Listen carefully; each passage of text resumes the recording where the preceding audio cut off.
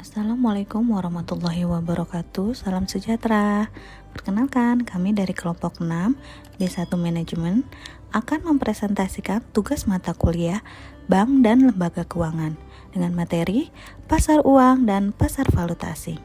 Baik, sebelum kita mulai presentasinya, saya akan memperkenalkan anggota kelompok 6 terdiri dari 1. Eric Anderson, NPM 215220069, 2. Rina Nafisa Tuananik 215222121. Pengertian pasar uang dan pasar valuta asing. Pasar uang adalah pertemuan dan penawaran dana jangka pendek.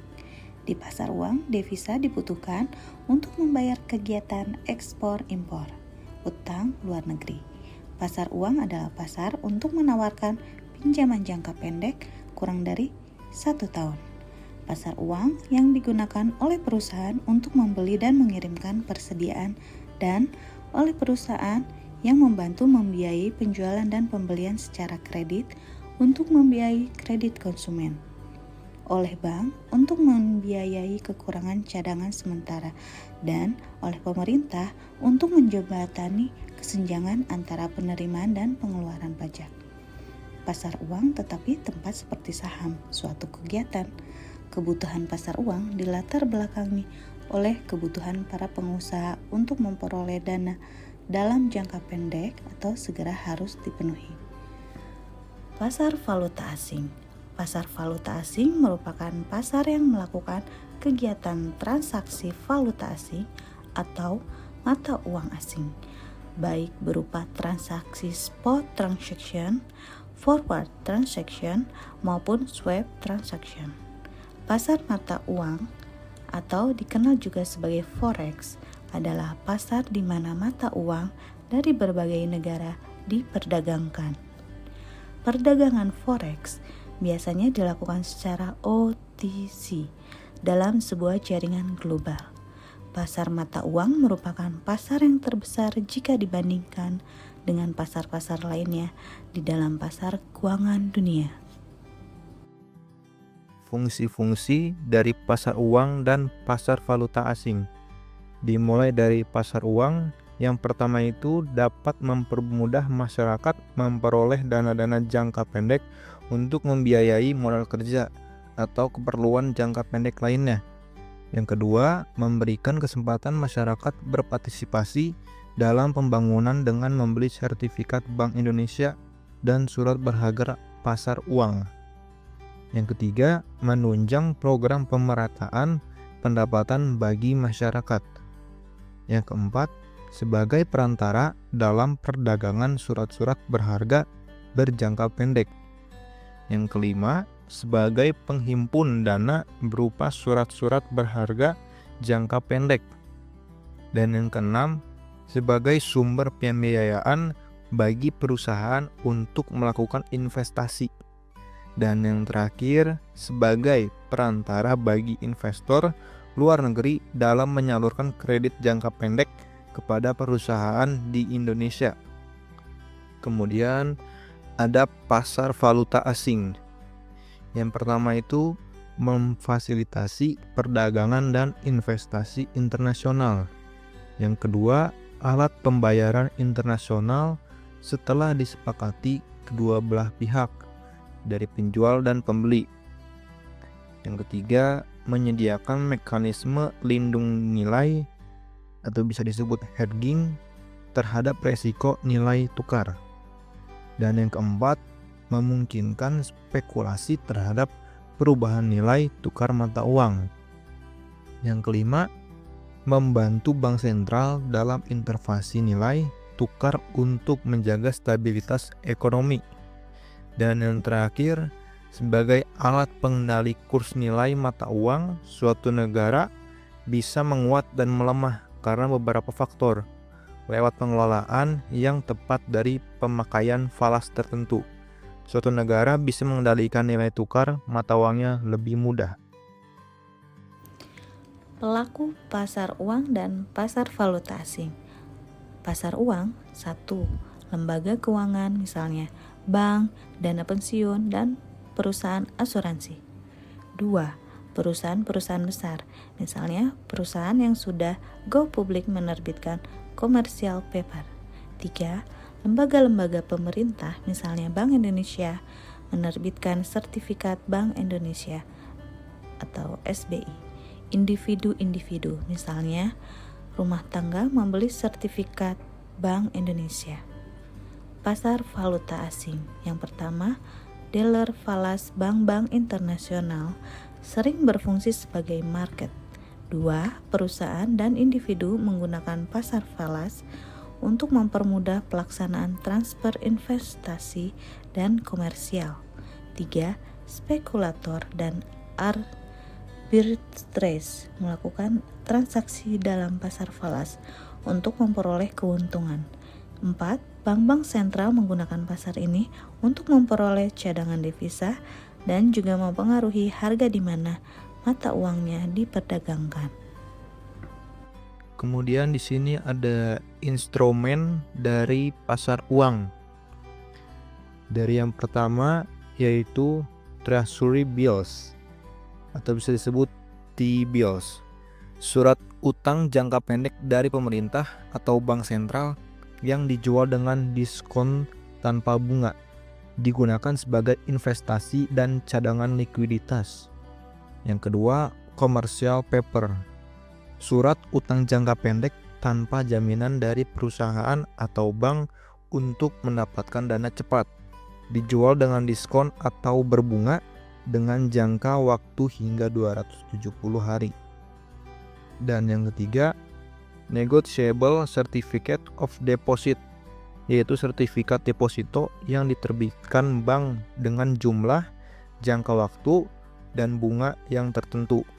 Bisa dijual kembali sebelum jatuh tempo ke investor lain. Yang keempat, banker acceptance, yaitu wesel bank dalam perdagangan internasional untuk pembayaran barang atau valuta asing. Bisa diperjualbelikan dan memiliki jangka waktu 30 sampai 180 hari. Dan yang kelima, bill of exchange. Perintah tertulis untuk membayar sejumlah uang kepada waktu tertentu dalam transaksi bisnis. Dan yang keenam, sertifikat Bank Indonesia, yaitu surat utang jangka pendek dalam rupiah yang diterbitkan Bank Indonesia dengan sistem diskonto, digunakan untuk mengendalikan moneter dan sebagai instrumen investasi bank. Dan yang ketujuh, surat berharga pasar uang, yaitu surat berharga jangka pendek yang diperjualbelikan dengan sistem diskonto dengan Bank Indonesia dalam operasi pasar terbuka.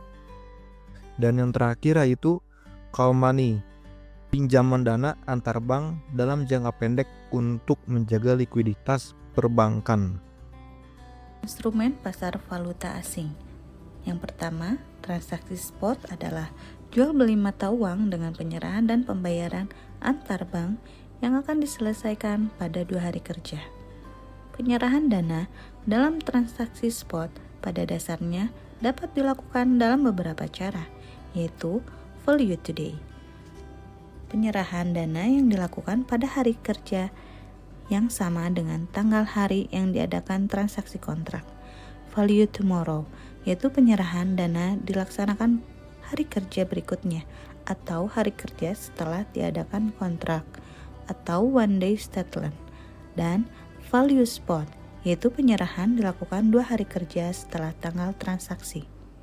2. Transaksi forward. Transaksi forward atau juga disebut transaksi berjangka pada prinsipnya adalah transaksi sejumlah mata uang tertentu dengan sejumlah mata uang lainnya dengan penyerahan pada waktu yang akan datang. Kurs ditetapkan pada waktu kontrak dilakukan, tetapi pembayaran dan penyerahan baru dilakukan pada saat kontrak jatuh tempo. Transaksi forward ini biasanya sering digunakan untuk tujuan hedging dan spekulasi. Hedging akibat terjadinya perubahan kurs. 3. Transaksi swap dalam pasar antar bank adalah pembelian dan penjualan secara bersamaan sejumlah tertentu mata uang dengan tanggal valuta penyerahan yang berbeda. Jenis transaksi swap yang umum adalah spot terhadap forward. Dealer membeli suatu mata uang dengan transaksi spot dan secara simultan menjual kembali jumlah yang sama kepada bank lain dengan kontrak forward. Kemudian di sini ada jenis-jenis pasar uang dan pasar valuta asing. Mulai dari pasar uang, yang pertama itu adalah pasar kredit antar bank. Pasar di mana bank ini melakukan transaksi pinjaman dalam jangka pendek satu sama lain untuk memenuhi kebutuhan. Dan yang kedua, pasar surat berharga, yaitu pasar yang memperdagangkan surat-surat berharga dengan jangka pendek seperti SBI, commercial paper, dan treasury bills. Dan yang ketiga, pasar diskonto, pasar tempat transaksi surat berharga dengan harga diskon sebelum jatuh tempo. Dan yang terakhir, pasar pinjaman jangka pendek, yaitu pasar di mana individu atau perusahaan dapat memperoleh pinjaman dengan jangka waktu yang singkat. Kemudian pasar valuta asing. Yang pertama adalah pasar spot, yaitu tempat jual beli mata uang asing di bank dan money changer. Misalnya, saat kita keluar negeri, tentu kita membutuhkan mata uang negara yang kita tuju. Yang kedua, pasar forward, yaitu pasar ini melayani transaksi forward atau kontrak pembelian mata uang asing dengan perjanjian di awal, dan biasanya dilakukan di bank-bank besar. Dan yang ketiga, pasar future. Pasar ini adalah perdagangan berjangka dan mirip pasar forward. Perbedaannya untuk pasar ini dilakukan di pasar bursa komoditi seperti gandum, gula, dan lainnya. Dan yang keempat, pasar swap, yaitu transaksi swap merupakan kontrak forex gabungan antara transaksi spot dan forward yang dilakukan pada transaksi yang sama dengan tanggal jatuh tempo yang berbeda. Dan yang terakhir, pasar opsi trader. Yang membeli opsi berarti dia membeli pilihan atau kesempatan. Kemudian, peraturan yang mendasari pasar uang dan pasar valuta asing. Yang pertama itu adalah Peraturan Bank Indonesia Nomor 6 Tahun 2024 mengatur tentang kerangka pengaturan, pengembangan, dan wawasan pasar uang dan pasar valuta asing. Jadi peraturan ini mencakup produk pasar uang dan valuta asing, pelaku pasar, infrastruktur keuangan, dan prinsip kehati-hatian dalam tata mengelola dan memanajemen risiko. Yang kedua, Peraturan Bank Indonesia Nomor 2 Tahun 2023 membahas pengembangan instrumen lindung nilai seperti transaksi domestik non-deliverable forward untuk mendukung stabilitas nilai tukar rupiah. Jadi peraturan ini bertujuan untuk memperkuat pasar uang dan pasar valuta asing yang modern dan efisien. Kemudian yang terakhir, Peraturan Bank Indonesia Nomor 247 PBI 2022. Peraturan ini fokus pada transaksi di pasar valuta asing, termasuk prinsip kehati-hatian pelaku transaksi dan lembaga pendukung pasar uang. Demikian video pembelajaran yang telah kami sajikan. Semoga materi yang disampaikan dapat memberikan pemahaman yang lebih baik dan bermanfaat bagi kita semua. Belajar adalah proses tanpa akhir. Semoga video ini membantu kalian dalam memahami materi dengan lebih baik. Tetap semangat dalam belajar. Dan sampai jumpa di pembelajaran berikutnya. Terima kasih.